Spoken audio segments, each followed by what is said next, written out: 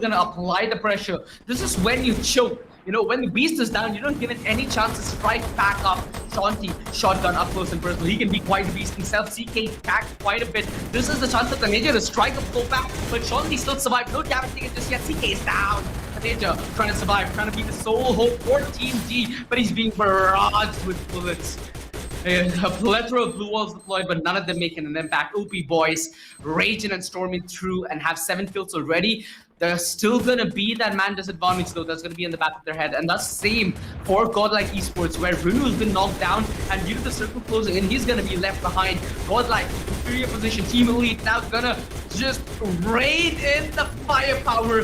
This is like facing against the broadside of a pirate ship. All the cannons being put to use will just shred the hull of any ship, regardless how mighty it could be. Absolutely, it is getting mightier. Team Elite once again, 8 kills already, 4 men strong, very close to Booyah.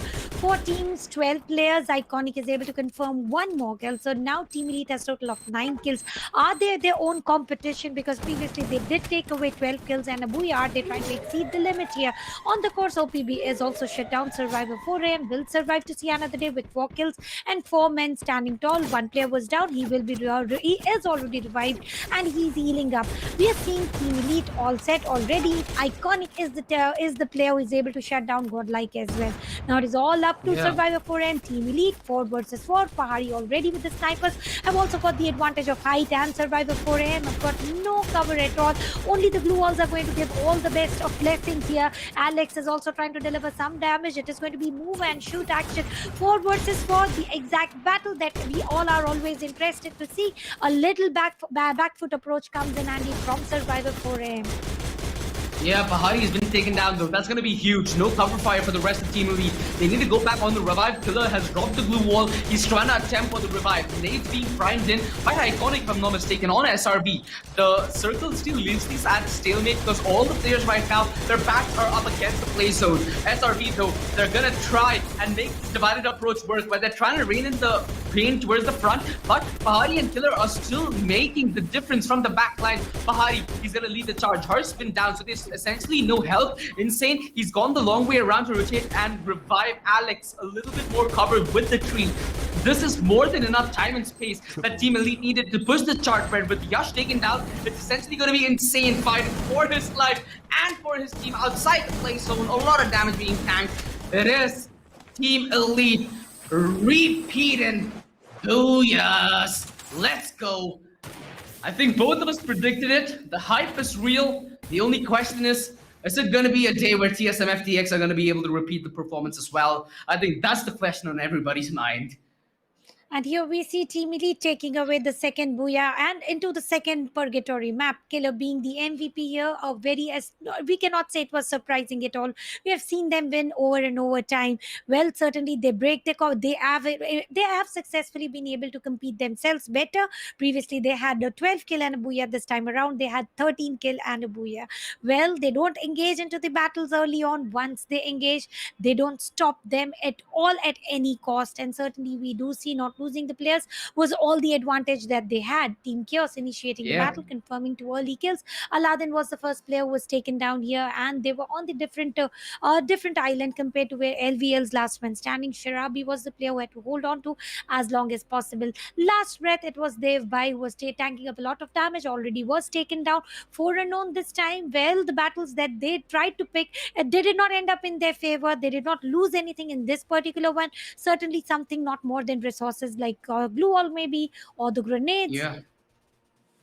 And something I'm very interested to see, Tanya, is how this is going to impact the overall standings. Because if you do remember, I think before the break, there was, I think, a 10-point buffer between Team Elite and 4 Unknown. They have performed above and beyond your Team Elite. They've taken down Last Breath. They've taken down TSM FTX. They've proved to be forces of nature that just could not be stopped. It looked like the wind was always blowing in that direction, and they kept their ship sailing strong all the way to victory. Ooh, that's quite the mighty performance they've put up. I'm just interested, 4 Unknown, they've essentially made Kalahari their turf, right? They've ruled Refinery. It's been a trend to see a refinery finish, something that we haven't gotten to see today, I think, in a first rotation. So the finish, if it's going to be, even for that fact, a for a known finish, so many storylines, Tanya. Right now, there's just so much that overwhelms, I think, everybody on the server. Absolutely. Well, for unknown getting eliminated here, which is not, I think, for unknown were also expecting. They did not have to get eliminated here, but certainly they were. OP Boys versus Team D Sports. It was the exchange of grenades at first point, and look at the scatter of blue walls. It was CK1 who was taken down first, and last man, the Neja. Well, how long could have he survived? He did. He was able to take down one player. Later on, that player was also revived. So once again, Godlike was a strong team with total of 3 players, 2 kills already. With 14 players remaining, Team Elite comes in action. At this particular point, they only had 7 kills, and then they were roaring. They were unstoppable. 8 on the count, and then we did see Iconic taking the last man down as well. Of Godlike, it was Ashish. So certainly, the OP boys were also eliminated. 3 teams, 9 players. All the advantage were into the hands of both the teams. They were quite equalized. Survivor Foreign Yeah, as well as Team Elite, where Pahari was knocked up first, where we did see they were less in numbers. They didn't want to lose Pahari. They went back foot. They revived the teammate. Harsh was tanking a lot of zone damage, where reviving was not a part of the play at this point of time. 3 versus 4 was the situation where Yash was taken down, converting it to 2v4.